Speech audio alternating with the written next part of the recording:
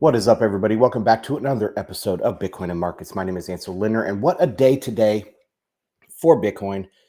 Some rumors flying around Bitcoin Twitter. We had unsubstantiated reports of a Bitcoin spot ETF coming out.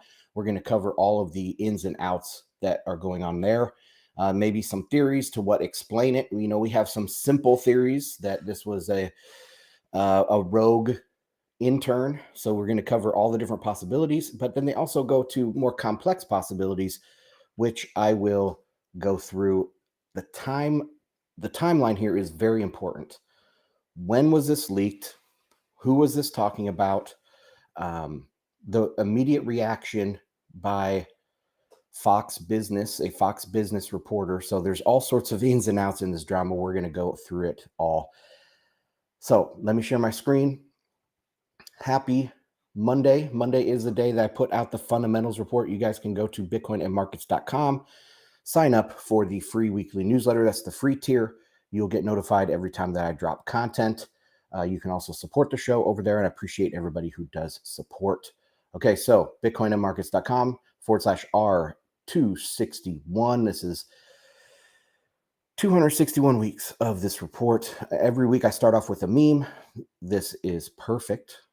Green can is an old meme, with green candle coming through the roof, but it is right on point for today's news.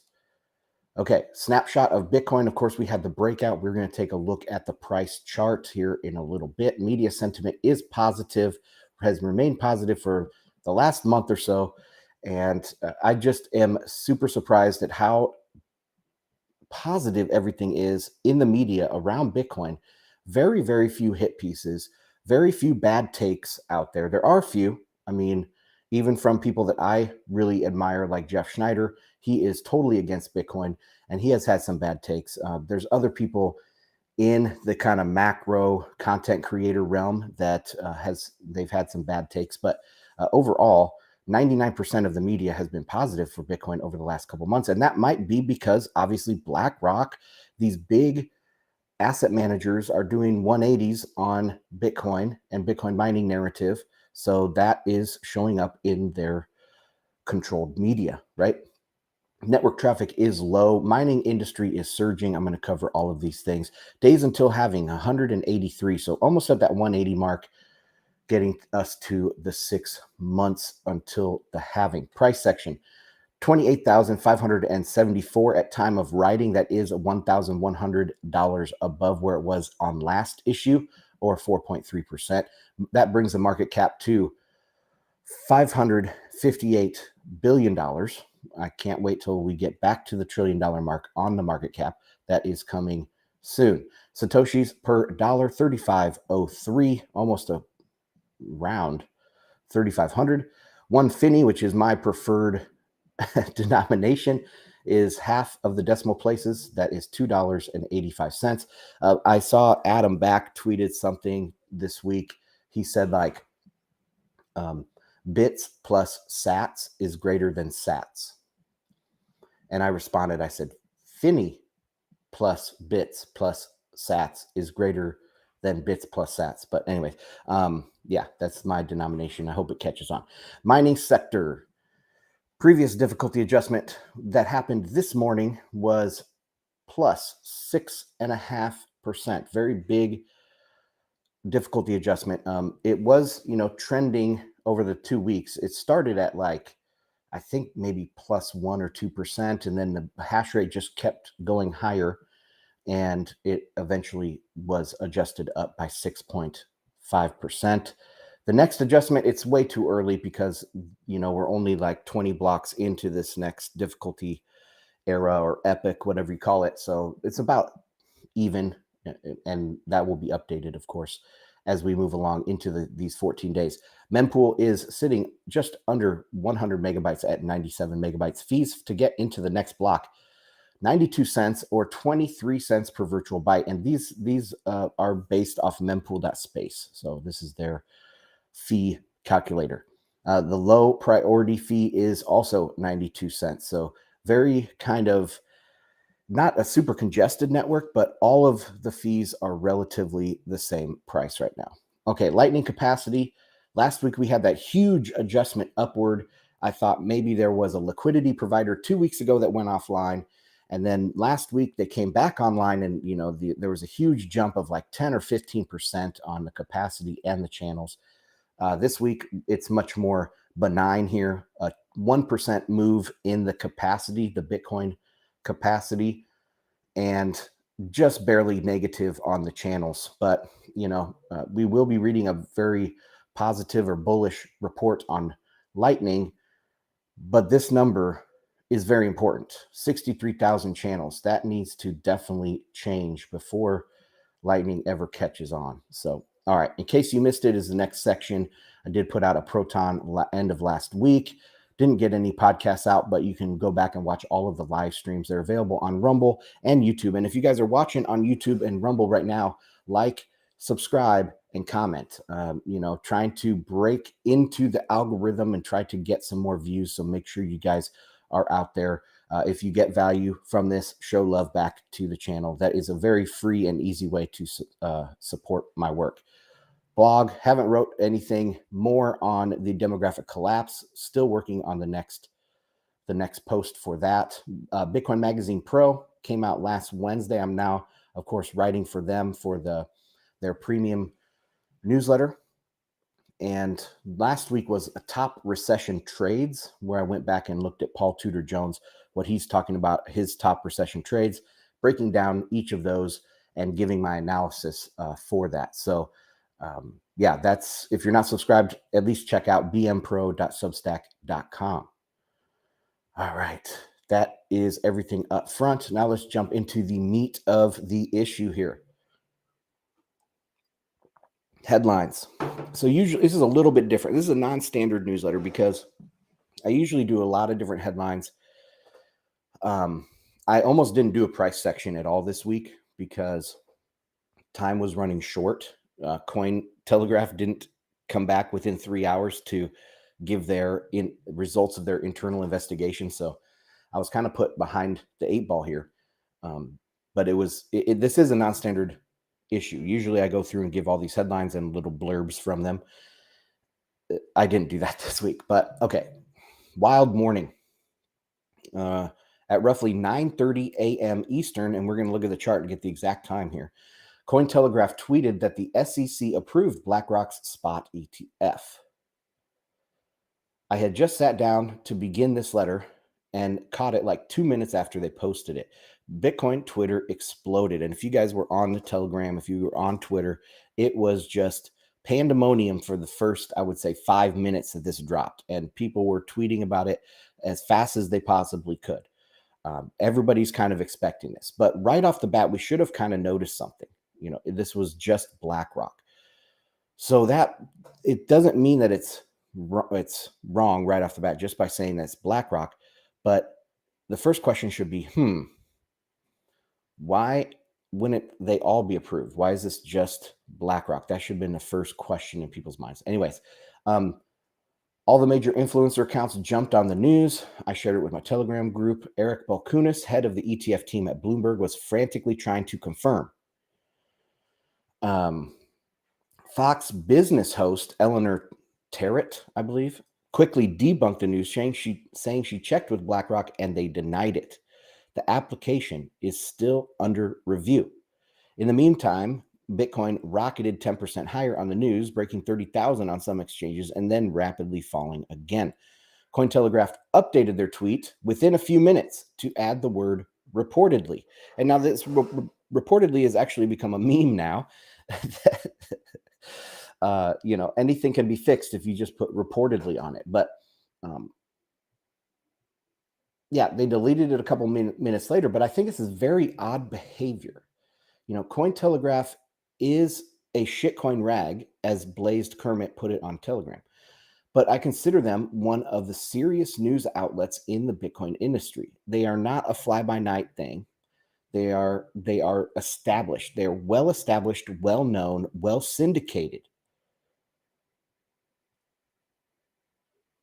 Yes, it could be they are shitcoiners. They promote scams, or at least they write about scams. I don't even know if they promote scams because I don't read those articles. But In my experience in Bitcoin, I don't share CoinDesk links directly, but I will share Cointelegraph links directly because CoinDesk and DCG have been enemies of Bitcoin, right? Barry Silbert headlined the 2x movement years ago. So I won't share CoinDesk links, but I will share Cointelegraph. So to me, that's kind of what do I think about them? Well, I'll share their links, so they can't be that bad. But anyway, so I think this is odd behavior. We'll get into a little bit more why that is, but why wouldn't they just immediately delete it? Why would they update to reportedly and then delete it later? I think they wanted to keep it up. I think they're confident in their source. They're not going to say what their source is. I wouldn't if I were them. But they didn't want to take it down immediately.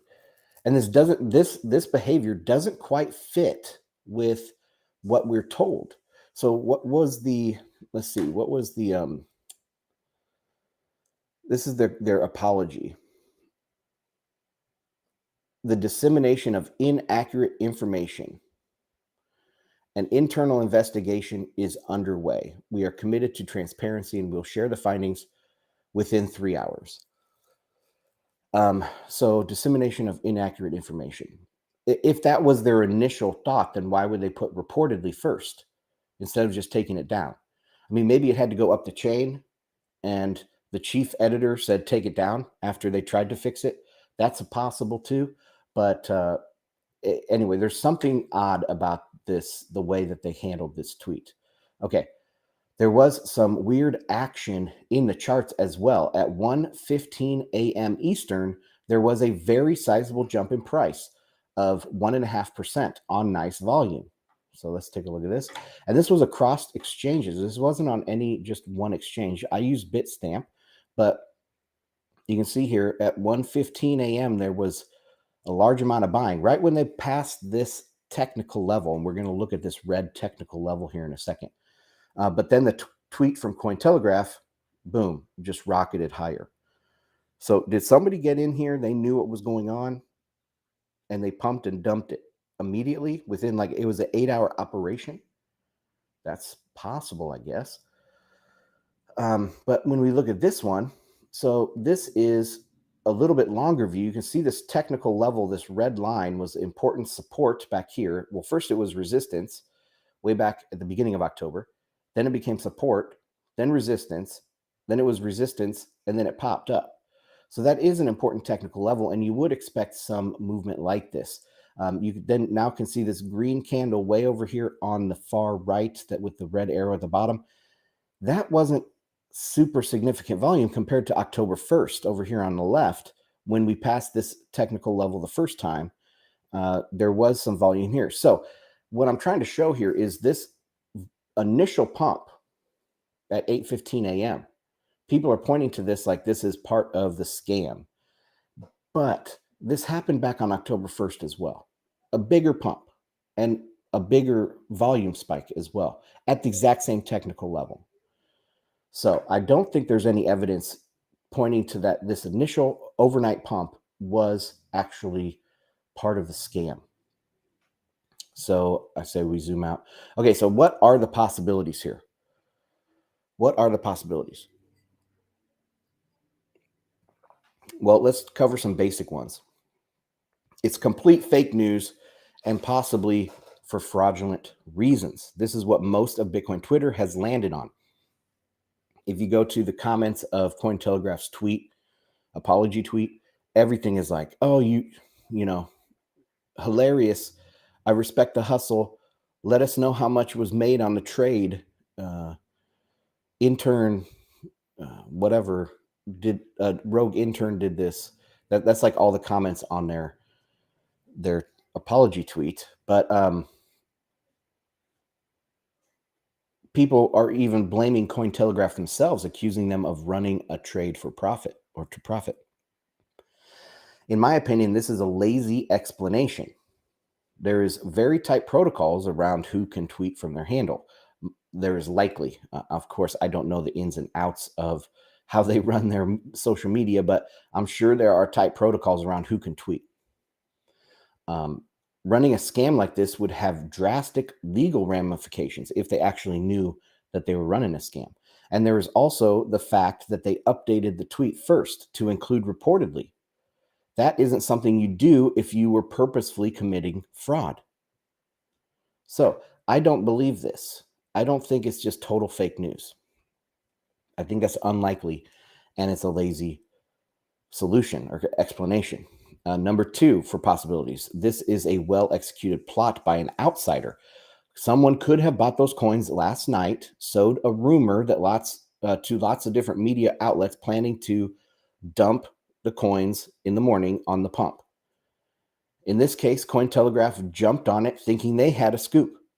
This explanation matches the general timeline, but I'm not so sure the overnight pump wasn't simply a technical level getting broken, like back on October 1st. I put this explanation at relatively unlikely because there is no indisputable evidence the 1 a.m. pump was part of the scam. Without that motive, it becomes pure speculation. Okay, number three possibility. Eric Balkunis thinks it was a gross extrapolation from Friday's news about GBTC's win in court. And this is what he said.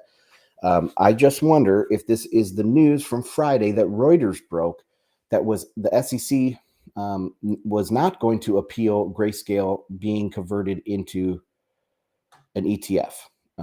So anyway, he thinks that there's some confusion around that. And I said, that's possible because there was a lot of confusion around what happened on Friday.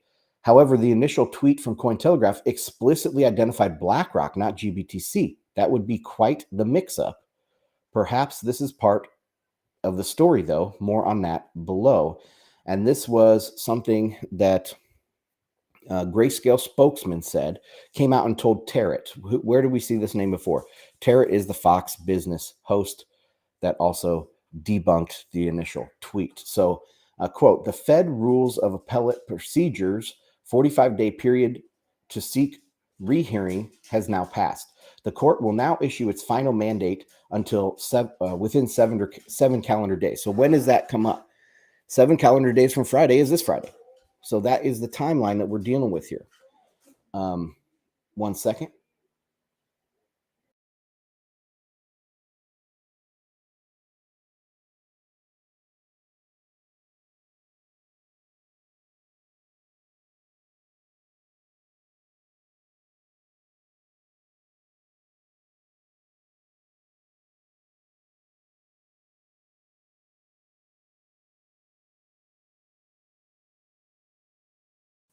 Sorry about that. Dog was scratching at the door. Okay, where was I? Back to this. So they have 7 calendar days. The Grayscale team remains operationally ready to convert GBTC to an ETF upon the SEC's approval, and we look forward to sharing more information as soon as practicable. So this starts our clock, 7 days. That goes into my eventual theory here on all of this. The next possibility of explanation that this was somehow planted by Fox Business, because it's a coincidence that Tarrant, the reporter that quickly debunked the claim, happens to be interviewing Larry Fink pretty much right now as we speak. So that's very convenient that the one that debunked this also is interviewing BlackRock CEO right now. I wanted to throw this in here because it is suspicious, but I don't think this is the actual explanation, but I think it's interesting to include. Okay, number 5. And this is what I believe is going on here. Cointelegraph has a real source, whether within the SEC, Fox Business, or BlackRock, and the rumor is true. Everybody wants to debunk it. I mean, people were jumping on saying, believing Cointelegraph 1 second and completely flip-flopping and turning their backs on the media outlet 10 minutes later. Very emotional, wishy-washy back and forth. Nobody was like looking at the total complete picture. I mean, maybe Eric Balkunis and some of these others were looking at the complete picture, but I don't think Bitcoin Twitter was. It's very possible there's something to this rumor, but BlackRock and the SEC are playing their cards close to their chest. I pointed out the denial was not exactly that no decision had been made or that the rumor was completely false. That context was added by the Fox producer. BlackRock simply said their application was still, quote, under review, end quote. But being under review is a weasel word that doesn't necessarily mean a decision hasn't been made. If there was some coordinated, approval, they wouldn't come out and say it, especially if they hadn't told all the other parties that are going to get approved as well. So they have to say it's still under review, but they didn't deny that the decision has been made. Okay. Many people familiar with this process and the SEC, like Kathy Wood of ARK and the former BlackRock CEO, I can't remember his name, think the SEC will approve a slate of ETFs, not just one. That way, the SEC doesn't pick winners and losers and would fit their recent MO as seen with the ETH futures ETFs a couple weeks ago. So they approved a slate of the ETH ETFs.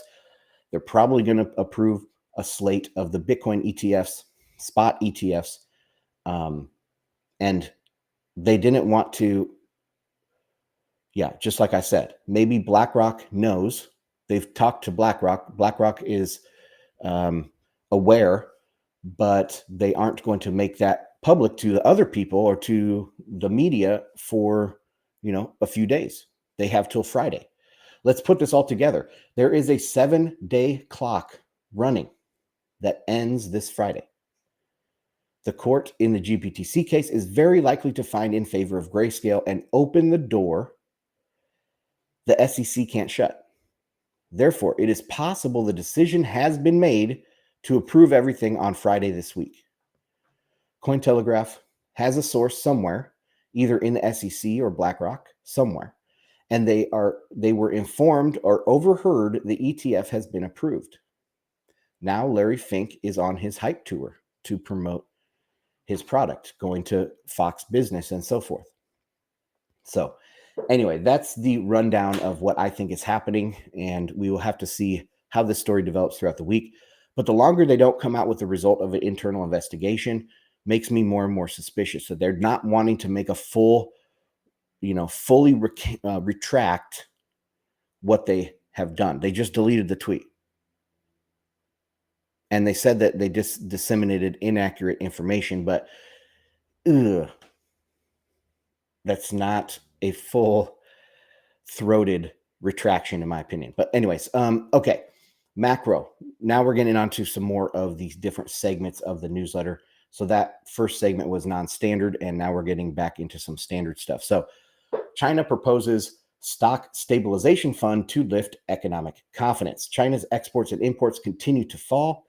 They are trying to steady the sinking ship, but there's a problem. The yuan remains precariously weak. Any stimulus would translate directly into currency pressure.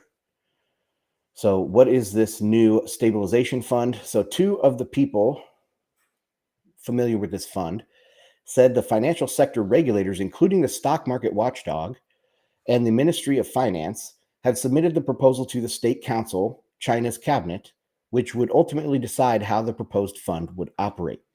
Two people familiar with the proposal said the program would need to raise at least 1 trillion RMB. That's $137 billion to be effective. Quote, the fund needs to be big enough to influence the market. A few hundred billion yuan isn't enough to boost confidence. Confidence, all about confidence, right? We need at least 1 trillion RMB. So that's a round number. That's a psychological number to boost confidence. Okay.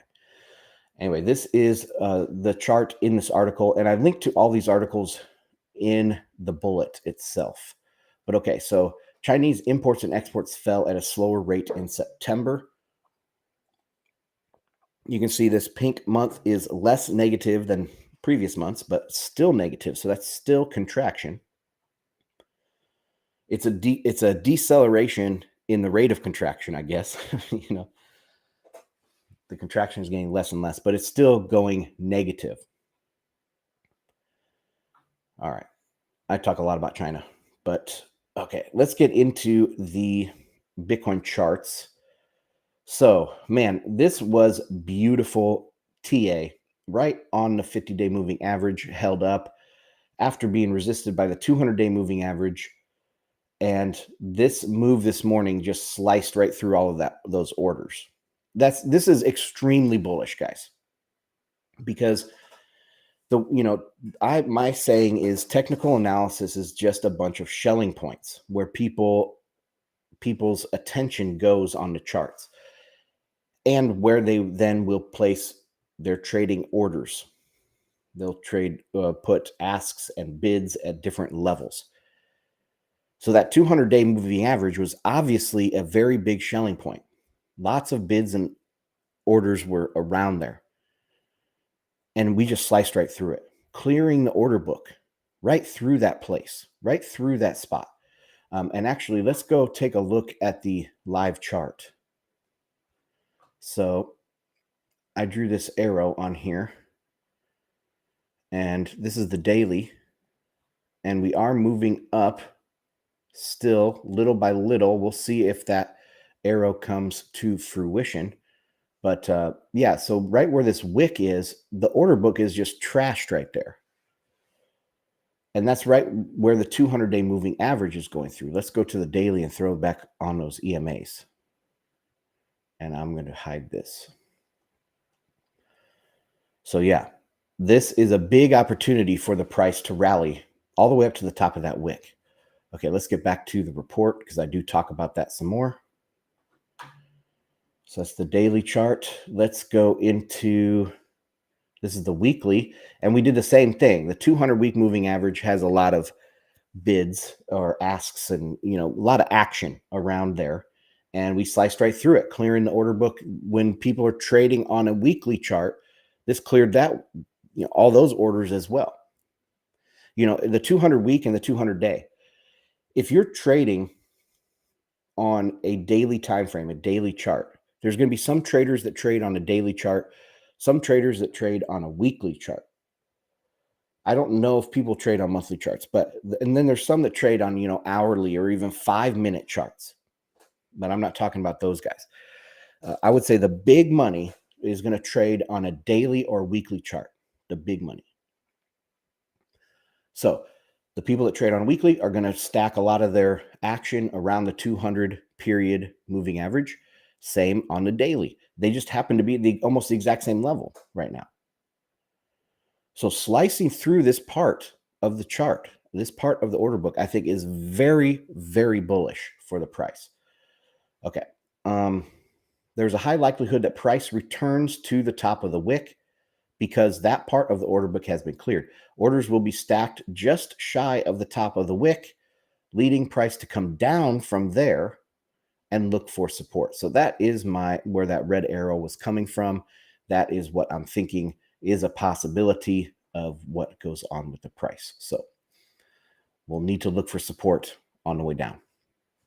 If the rumor is not completely retracted by Cointelegraph over the next few days, and we don't get any update on what the results of the internal investigation is, they're still supposedly investigating. But the longer that goes without more information, the rumors will continue to grow. I mean, the 7-day clock is ticking. Friday, we're going to learn that GBTC can be turned into a spot Bitcoin ETF. And they say that they're ready to do it imminently.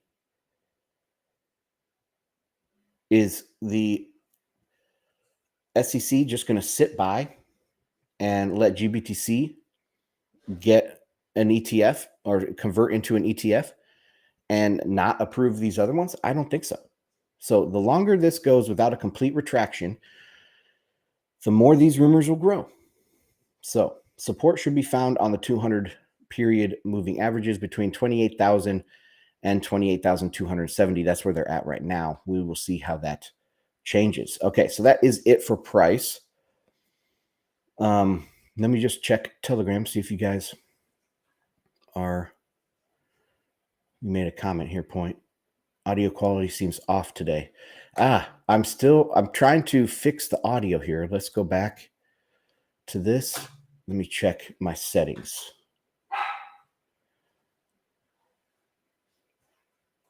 Audio. It should be going through. Should be on my mic properly. On Friday at live stream, it wasn't properly hooked up to my mic. I was using the camera's microphone. That's why the audio was off on Friday. But sorry if the audio is not sounding so great. I will try to make corrections to that. Okay, let's get into the mining section here. And headlines in the mining section is across the U.S., Chinese Bitcoin mines draw national security scrutiny. At least 12 states, including Arkansas, Ohio, Oklahoma, Tennessee, Texas, and Wyoming, the Times identified Chinese-owned or operated Bitcoin mines that together use as much energy as 1.5 million homes. This is a very long article. I recommend going in and reading the whole thing. It's like a 10-minute read, but you can see here's the Bitcoin mine in Cheyenne, Wyoming, next to Microsoft's big data center and the Air Force Base here.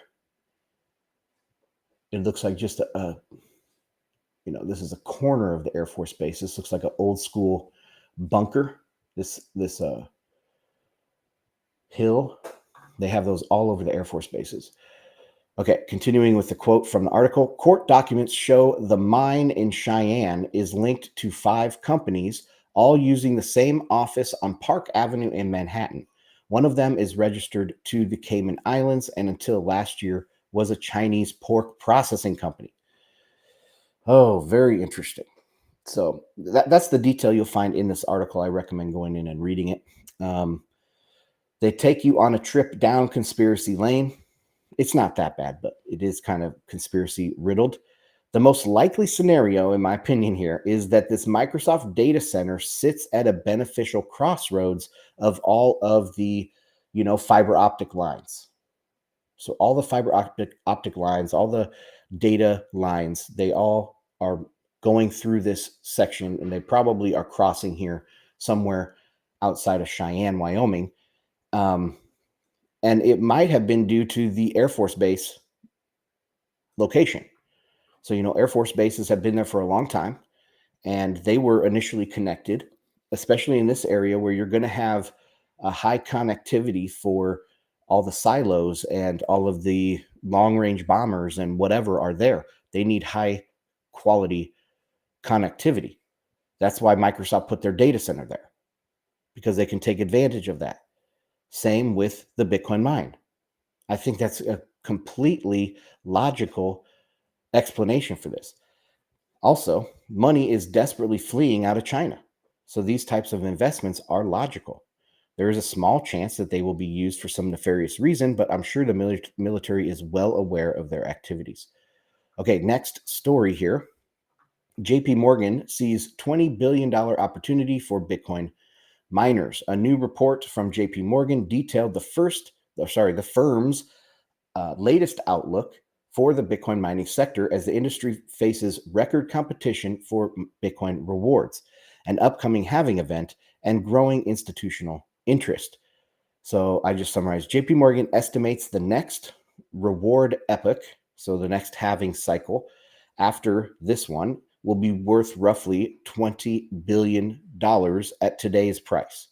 So that is if Bitcoin's price doesn't go up at all.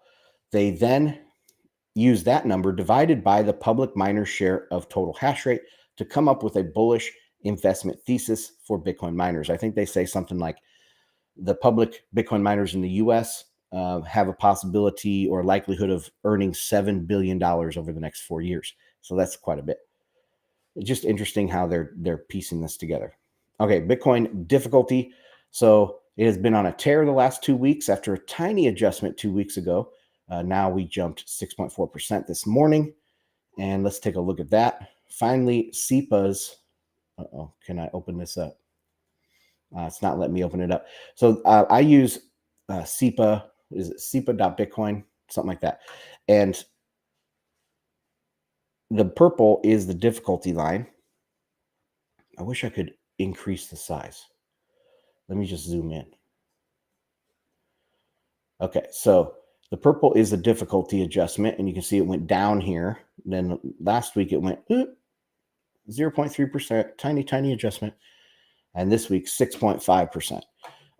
Then you have different averages. So the green is a 3-day average, 7-day, and 14-day on the orange line. And this is estimating where the hash rate or where the next difficulty adjustment will be. So very, very interesting on that chart. That's my favorite chart for difficulty. Okay, mempool. Not much to say this week. It is full of cheap transactions. Now can I pull this up? There we go. Pink is the cheapest transactions. You can see that's most of the mempool right now. So it's getting filled up with those cheap transactions. I say one thing we might be able to say is that the mempool typically, before drops in price, there is a surge in transactions. So before a dip occurs, there's a surge of transactions in the mempool, and we're not really seeing that. So that could mean that we're not going to completely retrace this entire pump that we've had this morning, that we are going to maintain the elevated price level. All right, that's it for mining. Let's go on to Lightning, layer 2. So not just Lightning, but if there's all layer 2 updates that I notice, I'll put them on this section of the report. So River Financial releases a research report on Lightning Network. The title is "The Lightning Network Grew by 1,212% in 2 years." They have some interesting charts here. So why can't I open some of these? I can't make these bigger, but you can see the estimated growth in routed Lightning transactions. August of 2021, about 500,000. And now we're at about 6 million. 6 million must be estimated growth in, this must be dollars, maybe dollars per day. Okay, funding raised by Lightning Network companies. This is also very interesting. So this is millions of dollars raised. You can see 18, 19, 20, 21, and 2022 is just lights out up here at $428 million raised by Lightning Network companies. All right, and that is it for today's issue of the Bitcoin Fundamentals Report. Check out bitcoinandmarkets.com. Sign up to get these free newsletters every Monday. Join me here on YouTube, Rumble, Twitter, and Telegram, where I live stream about 3 days a week. Make sure you guys are subscribed over there. If you're watching on Rumble or YouTube, make a comment down below, and don't forget to share this out with people you think would get value from it. So, all right, guys, thanks for joining me. Have a good rest of your day. Bye.